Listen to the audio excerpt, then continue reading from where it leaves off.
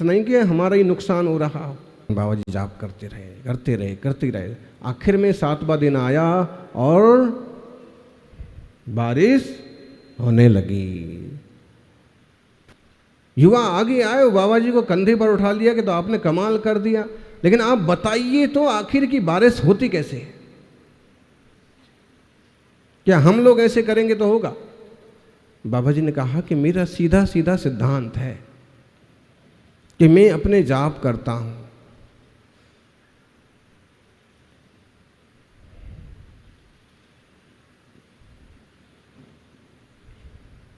या तो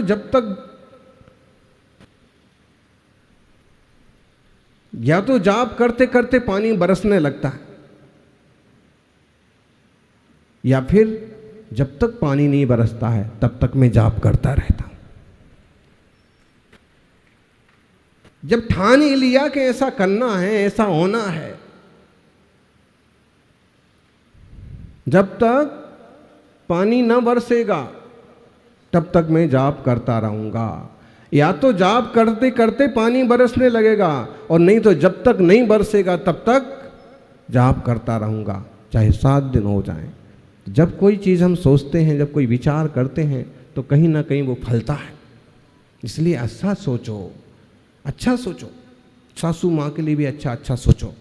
मेरी सासू माँ बहुत प्यारी है, बहुत अच्छी है, बहुत धर्मात्मा है। बहू के लिए भी अच्छा सोचो, भाई के लिए भी अच्छा सोचो, किसी मित्र के लिए, किसी पड़ोसी के लिए भी। तो आप देखेंगे चेंजिंग आता है, फर्क पड़ता है। उसमें भले बाद में पड़े, पहले आप में पड़ता है, और जैसे आप में पड़ता है तो उसमें भी पड़ता है। ढेर सारे क्लेश तो अच्छा सोचने से, अच्छा बोलने से खत्म हो जाते हैं। सौभाग्यशाली हो। बहिरात्म बुद्धि, कषायाविष्ट जीव, विषयासक्त जीव, पर पदार्थों में एकत्व करने वाला जीव, देह को ही नहीं एक एक पदार्थ को अपना मानने वाला। और इतना लोड ले रखा उसने, इतना वजन ले रखा है कि जरा सी घटना घटती है तो उसे ऐसे लगता है कि जैसे उसका सिर फूट गया, उसका हाथ टूट गया। बहिरात्म बुद्धि। अरे भाई, परिणमन स्वभाव है पदार्थ का, परिणमन होगा। तुम अपने शांत स्वभाव की दृष्टि करो। बदलना है, सब कुछ चेंज होना है।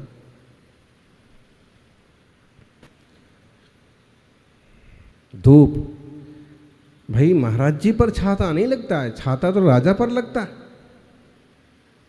महाराज जी तो मुनिराज हैं, लेकिन फिर भी क्या करें, अब कोई जबरदस्ती लगा ली। तो एक घटना बनी हमारे साथ कर्नाटक बिहार में। और कर्नाटक में कभी भी पानी बरसने लगता है मई जून में के बाद। तो बिहार का वक्त था और हम एक गांव में पहुंचे, बरसते पानी में पहुंचे, चरिया हुई, और फिर बिहार भी होना था तो बिहार करने लगे तो भी पानी बरस रहा था।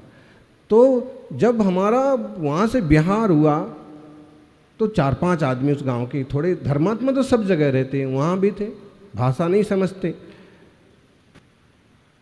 और उतनी हमको तब कन्नड़ आती भी नहीं थी। तो छाता लिया उसने, वो वाला भारी छाता, 10-12 किलोमीटर का बिहार था। हट्टा कट्टा मोटा आदमी, एकदम खली की तरह, और छाता लेके चल रहा। मैंने उसको मना किया, अभी तो हम थोड़ा चुप रह जाते, तब ज़्यादा ही कि छाता नहीं होना, नैपकिन नहीं लगाना, छूना नहीं, तेल नहीं लगाना। अभी तो थोड़ा कोई कर गया तो चुप रह जाते। तो अब वो आदमी तो उसने ऐसे छाता पकड़ लिया और देखे ही नहीं हमारी तरफ। अरे वहाँ तो हम समझे कि बहरा आदमी होगा। वो चलता रहा 10-12 किलोमीटर तक, और हमने खूब कोशिश की, और उसके हाथ को धक्का दें तो हाथ तो उसका 2.5 किलो का नहीं, 5-10 किलो का हाथ, वो सरकने को तैयार नहीं। और उसके जो साथ चलते वो भी चुपचाप, एक तो भाषा नहीं समझ रहे, मौन भी। फिर चलने के बाद जब पहुंच गए तो फिर उनने अपनी टूटी फूटी हिंदी मिक्स कन्नड़ में क्षमा मांगी। बोले महाराज जी क्षमा करना, मैं बहरा नहीं हूँ, मैं पूरा सुन रहा था, आपने 2-4 बार मुझे हटाया, लेकिन मैं जानता हूँ कि अगर ही कर्नाटक की इस तरह की लगातार की बारिश अगर किसी साधु पर पड़ जाए और साधु को बुखार आ जाए तो उसे ठीक करना बहुत कठिन होगा। हमारे गांव से कोई अस्वस्थ होके जाए, हम आपका बहुत दान नहीं कर सकते, हम बहुत अच्छे आहार नहीं करा सकते, हमारे यहाँ ये रूखा सूखा चावल दाल ही होता है, तो हम कम से कम इतना तो कर सकते हैं कि साधु जैसे आए वैसे अच्छे से। तब मालूम पड़ा कि आदमी बहरा नहीं है। लेकिन वो जो कहानी आती ना आचार्य श्री शांति सागर जी की, वो भी कर्नाटक की है कि वो आदमी निवेदन कर रहे थे कि हमारे गांव भी चलो, हमारे गांव भी चलो, हमारे गांव चलो, लेकिन महाराज जी का कहीं दूसरी जगह का आग्रह था, दूसरी तरफ बिहार चल रहा था। तो उसमें से एक आदमी ने क्या किया, आपस में सलाह है कि जिस पार्टी पर महाराज बैठे थे, सत्य घटना है, सारे बुजुर्ग बोलते हैं, जिस पार्टी पर महाराज बैठे थे गांव वालों ने वो पाटा उठवा करके उसके माथे पर रख दिया और महाराज तो सामायिक में बैठे रह गए। वो पूरा पाटा शायद महाराज को लेके अपने गांव पहुंच गया।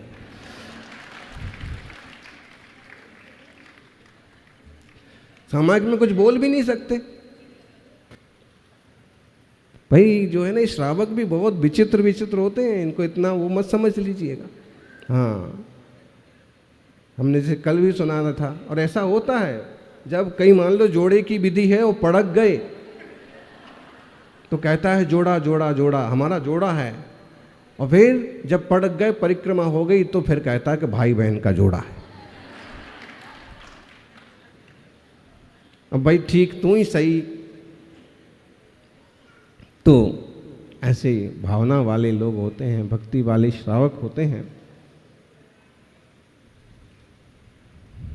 अंतरात्मा बुद्धि देह से भिन्न आत्मा को जानता है। मुनिराज देह से भिन्न आत्मा का अनुभव करते हैं, लेकिन श्रावक की फिर भी चिंता रहती है कि मुनि महाराज का कुछ बिगड़ ना जाए।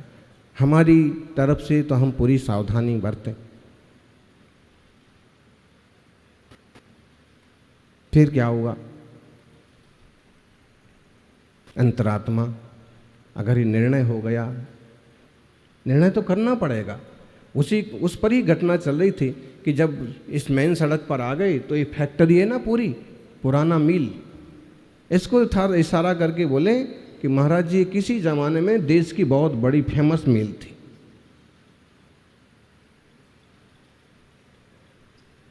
सर सेठ सोनी जी और यहाँ के राजा पार्टनर थे। भक्तचंद जी सोनी, मतलब श्रावकों का कितना प्रभुत्व रहा। तो बोले बड़े स्तर पर चलती थी, लेकिन आंदोलन के चक्कर में और किसी तरह की विषमताओं के कारण से आज स्थिति ये है कि यहाँ पर जहाँ पहले सैकड़ों लोगों को रोजगार मिलता था, वहाँ आजकल सैकड़ों बंदर आराम करते हैं। और इसको देख करके ये तो निश्चित होता है कि दुनिया में सारी चीज़ें बदलती हैं। आज जहाँ बीहड़ है वहाँ कभी फैक्ट्री थी, आज कहीं फैक्ट्री है वहाँ कहीं बीहड़ हो जाएगा। बदलना संसार का स्वभाव है, और इस बदलते संसार के स्वभाव में आप अपने स्वभाव को न भूलें, ये आपकी सबसे बड़ी मेहनत है, सबसे बड़ा पुरुषार्थ। कर्तव्य तो करना पड़ेगा, जिस भूमिका में है उसको निभाना पड़ेगा। फिर भी अंतरात्मा ऐसे निर्णय कर लेता है, बहुत ज़्यादा लाभ हो गया तो ठीक है, कुछ हानि हो गई तो भी ठीक है। एक आश्रम में बहुत अच्छी लगती, बहुत छोटी सी कहानी है।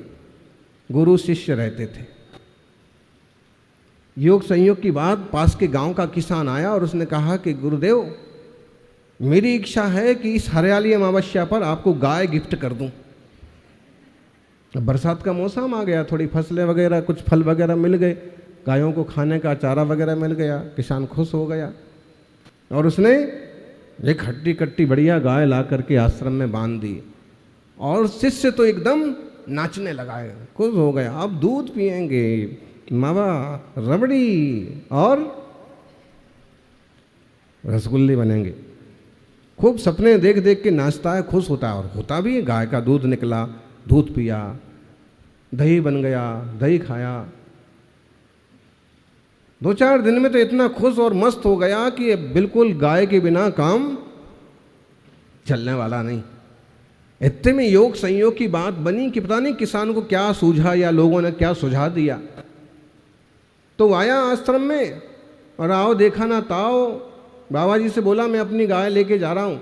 बाबा जी तो चुपचाप बैठे थे अपने ध्यान में, और उसने अपनी गाय खोली और लेके चला गया।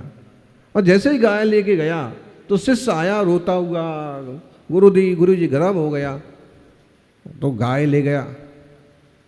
गुरुजी ने कहा क्या हुआ?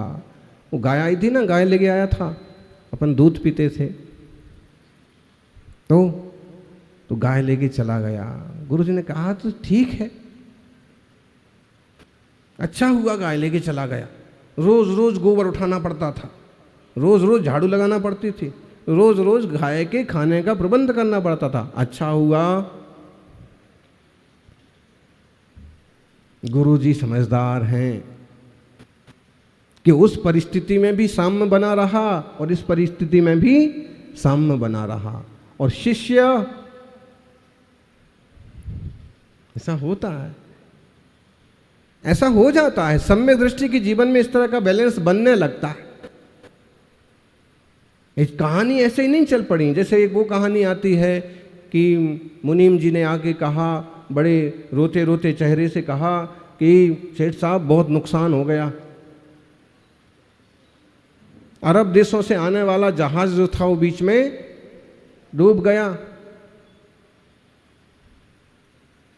सेठ जी ने सुन लिया, ठीक है। मुनीम जी रोते रोते आए थे। मुनीम जी का नुकसान हुआ।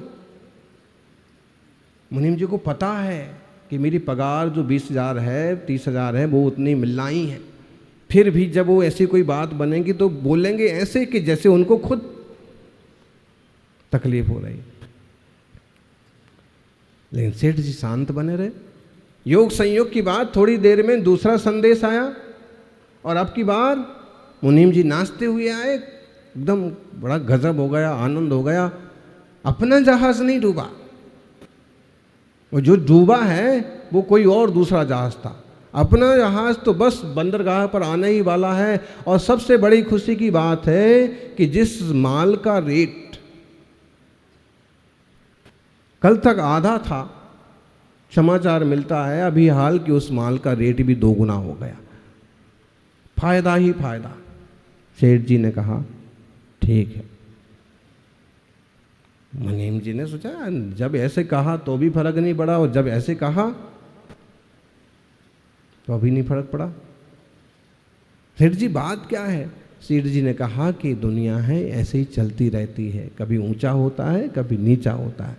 इसमें हमारा तुम्हारा कुछ नहीं है। जो आपकी भूमिका है ना, उसके हिसाब से आप चुपचाप अपना कर्तव्य करो, काम करो और स्वस्थ रहो, सुखी रहो। ऐसा ये कहते हैं आचार्य श्री, बहिरात्मा से अंतरात्मा बनो, और अंतरात्मा बन गए तो परमात्मा बनने में भी देर नहीं लगती है। महावीर स्वामी ने तो प्रत्येक आत्मा को परमात्मा होने का लाइसेंस दिया। हो सकता है। और जगह कहते हैं कि भगवान को सिर्फ मानो, भगवान को पूजो, भगवान जैसा करेंगे वैसा होगा। महावीर स्वामी कहते नहीं, भगवान तो हैं, परम सुखी हैं, आनंदित हैं, तुम खुद भी भगवान बन सकते। बस चित्त की चंचलता, थोड़ी मन की मलिनता खत्म करो। 17 नंबर का श्लोक है समाधि तंत्र का। एवं त्यक्त्वा बहिर्वाचम त्यजेदंतरशेषतः एष योगा समासेन प्रदीपः परमात्मना।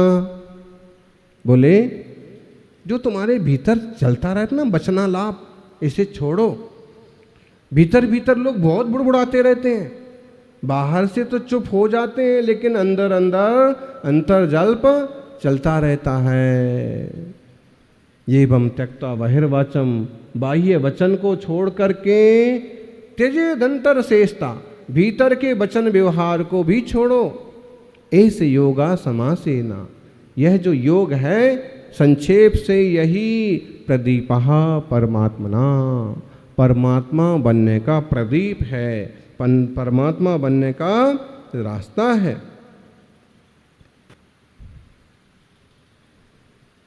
इंद्रियों के विषयों से रुको, विषयों की प्रवृत्ति मत करो। बहर जल पर रोकना तो आसान होता है। आज 14 है, महाराज जी का मौन है और महाराज जी प्रवचन तो कर रहे, बोले बस प्रवचन की छूट है। चलो ये तो ठीक है, वरना कई लोग ऐसे होते हैं कि खुद ही बोलते हैं मैं आपसे आज बात नहीं कर सकता, आज मेरा मौन है। हाँ, कई बार पापा घर में अंदर होते हैं और बच्चे को कहते हैं, अगर कोई लेनदार आया है, कोई मांगने वाला आया है ना, तो कहते हैं जाओ बोलो पापा घर में नहीं है। और फिर बच्चा छोटा या कम समझदार होता है तो वो जाके कहता है कि पापा कह रहे हैं पापा घर में नहीं है, तो बड़ा गड़बड़ होता है। तो मौन है, बाहर का मौन आसान है। ज्ञानी बोले महाराज मौन ले लेते हैं तो क्या करते क्या है, अकबकाई नहीं लगती है, ऐसे नहीं लगता है कि कोई बात करना है, कुछ तो बोलना है। सच कहें तो मौन में जो आनंद है वो बोलने में नहीं है। बस अपने में मस्त रहो, देखो जानो जाने दो, देखो जानो जाने दो। वो लिखा भी रहता है, गाड़ियां निकलती है ना तिराहे चौराहे पर, क्या लिखा रहता है, देखो जानो जाने दो। इंग्लिश में लिखा रहता है, क्या लिखा रहता है, शी स्टॉप एंड गो। और महाराष्ट्र में तो क्या लिखा रहता था, मराठी में, पहा थांबा आणि जा। पहा देखो, सबसे पहले थांबा ठहरो, फिर देखो, फिर जाओ। अगर हमने केवल ये तिराहे चौराहे पर लिखे हुए स्लोगन से भी सीख लिया ना, तो भी बहुत सारे झंझट मिट जाएंगे। ठहरो, शांति रखो, पहले शुरुआत तो यहाँ से। बात क्यों बिगड़ रही है, सबसे पहले रुक, 5 मिनट रुक जाओ, फिर आप उसको अच्छे से निरीक्षण कर लो। निरीक्षण करने से मालूम पड़ेगा कि इसमें दम कुछ नहीं है, फिजूल में दिमाग लगाने से मिलना जाना कुछ नहीं है। और बस अब आपको समझ में आ जाएगा कि इसमें उलझने की ज़रूरत नहीं है, यहाँ से निकल चलो, आगे बढ़ जाओ। सम्यक दृष्टि की सोच है, अंतरात्मा होने का सूत्र लिखा रहता है चौराहों पर, जरा सा सोचो तो।